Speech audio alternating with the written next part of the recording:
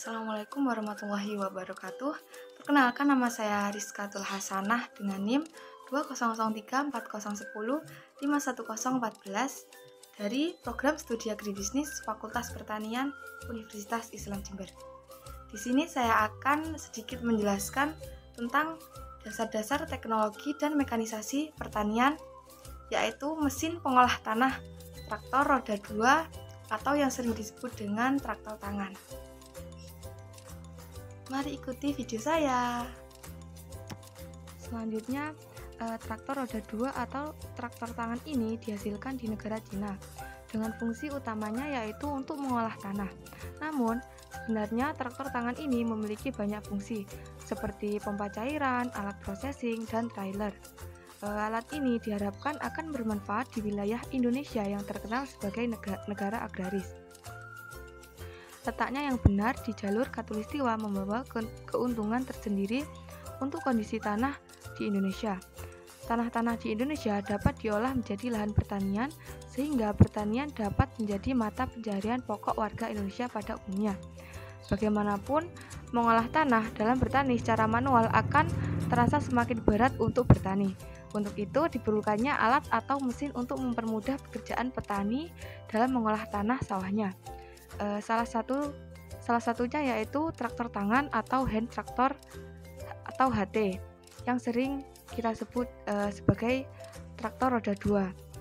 Nah, selanjutnya klasifikasi traktor tangan. Traktor tangan dapat diklasifikasikan berdasarkan bahan bakar dan kekuatan daya motor. Berdasarkan bahan bakarnya, traktor tangan dibedakan atas traktor tangan berbahan bakar solar, traktor tangan berbahan bakar bensin, dan traktor tangan berbahan bakar minyak tanah atau kerosin. Berdasarkan daya motor, traktor tangan dibedakan atas traktor tangan berukuran kecil dengan tenaga penggerak kurang dari 5 HP atau horsepower atau kecepatan laju, traktor tangan berukuran sedang dengan tenaga penggerak 5-7 horsepower, dan traktor tangan berukuran akbar atau besar dengan tenaga penggerak 7-12 horsepower. Selanjutnya, bagian-bagian traktor tangan. Bagian utama traktor tangan bisa dibedakan menjadi 3, yaitu yang pertama tenaga penggerak motor. Pada traktor tangan, jenis tenaga penggerak yang sering dipakai yaitu motor diesel dengan memakai motor bensin atau minyak tanah atau kerosin. Dengan memakai satu silinder, daya yang dihasilkan kurang dari 12 horsepower atau HP. Pada kerangka dipasang motor penggerak dengan 4 buah baut pengencang. Lubang baut pada kerangka dihasilkan memanjang supaya posisi motor dapat digerakkan maju dan mundur. Tujuannya yaitu untuk mendapatkan keseimbangan traktor dan untuk menyelesaikan ukuran V-belt yang dipakai. Engkol dipakai untuk menghidupkan motor diesel, sedangkan untuk motor bensin dan minyak tanah bertali starter. Selanjutnya, kerangka dan transmisi atau penerus tenaga traktor tangan. Fungsi kerangka yaitu sebagai tempat posisi motor penggerak, transmisi, dan bagian traktor lainnya. Kerangka berfungsi sebagai tempat posisi motor penggerak, transmisi, dan bagian traktor lainnya. Bagian traktor dikaitkan dengan kerangka dengan memakai beberapa buah baut pengencang. Tenaga dari motor berupa putaran poros disalurkan melewati puli dan V-belt ke kopling utama untuk diteruskan ke gigi berseneleng sehingga menggerakkan poros roda dan poros PTO. Gigi berseneleng juga berfungsi untuk mengatur kecepatan putaran poros roda dan poros PTO. Kemudian, tenaga disalurkan ke mesin rotari. Kopling utama dioperasikan dari tuas kopling utama. Bila tuas ditarik ke posisi netral, maka tenaga motor tak disalurkan ke gigi berseneleng.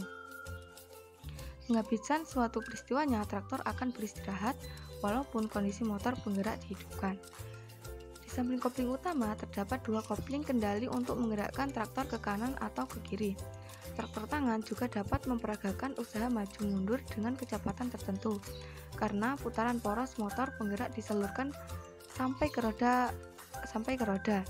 Benar, 3 jenis roda yang dipakai pada traktor tangan, yaitu roda ban, roda besi, dan roda apung atau roda sangkar.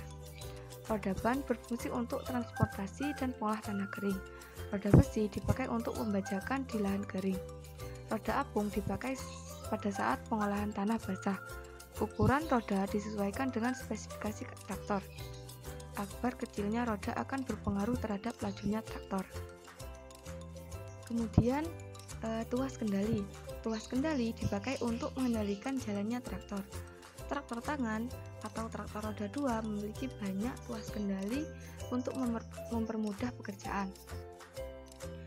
Tuas kendali dibedakan atas tuas peneleng utama traktor tangan, tuas perseneleng cepat lambat traktor tangan, dan tuas kopling utama, tuas perseneleng mesin rotari, dan tuas perseneleng kendali pembantu dan gas traktor tangan, serta lampu dan bel traktor tangan, dan yang terakhir tuas penyangga depan.